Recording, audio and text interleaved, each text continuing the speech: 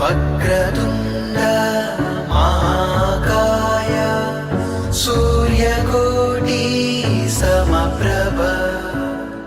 निर्विघ्नं कुरु मे देव सर्वकार्येषु सर्वदा। आदिलक्ष्मी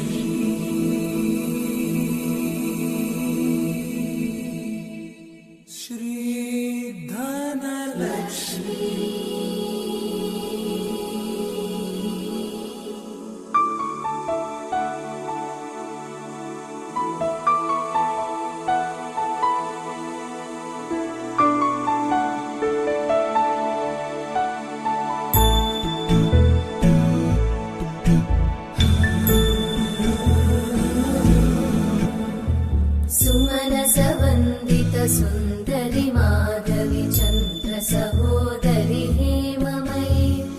मुनिगणवन्दित मोक्षप्रदायिनि मञ्जुळवासिनि वेदनुते पङ्कजवासिनि देव सुपूजित सद्गुणवर्षिणि शान्तियुते जय जय हे मधुसूदन कामिनि आदिलक्ष्मि जय पालय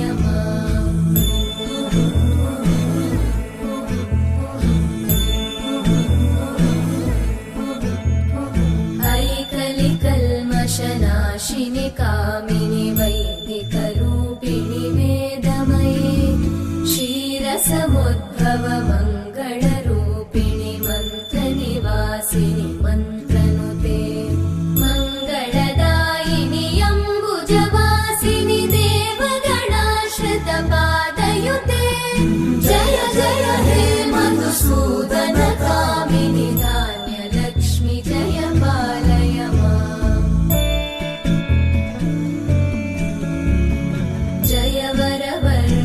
वैष्णवि भार्गवि मन्त्रस्वरूपिणि मन्त्रमये सुरगणपूजित शीघ्रफलप्रद ज्ञानविकासिनि शास्त्रनुते भवभयहारिणि पापविमोचनि साधुजनाश्रितपादयुते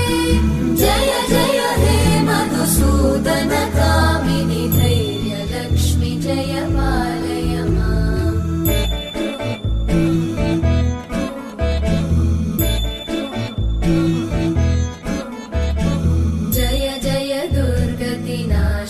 कामिनि सर्वफलप्रदशास्त्रमये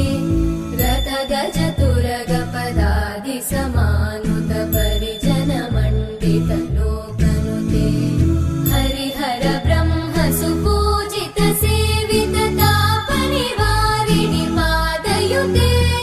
जय जय हे मधुसूदन कामिनि श्रीगजलक्ष्मी पालय मामि सर्वफलप्रदशास्त्रमये रथगजतुरगपदादि समानुत परिजनमण्डित लोकनुते हरिहर ब्रह्म सुपूजित सेवित तापनिवारिणि पादयुते जय जय हे मधुसूदन कामिनि श्रीगजल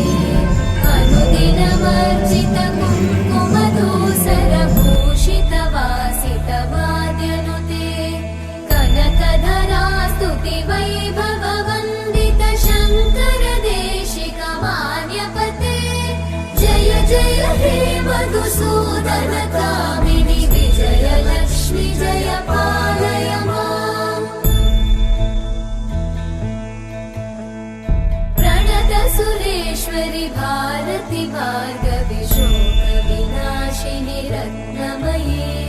मणिमय भूषित कर्णविभूषण शान्ति समावृत हास्यमुखे नवनिधिदायिनि कलिमलहारिणि काम्यफलप्रद हस्तयुते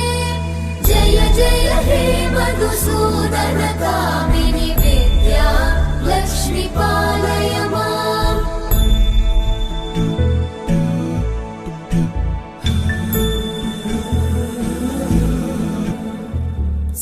सुमनसवन्दित सुन्दरि माधवि चन्द्र सहोदरि हेममयि मुनिगणवन्दित मोक्षप्रदायिनि मञ्जुळभाषिणि वेदनुते पङ्कजवासिनि देव सुपूजित सद्गुणवर्षिणि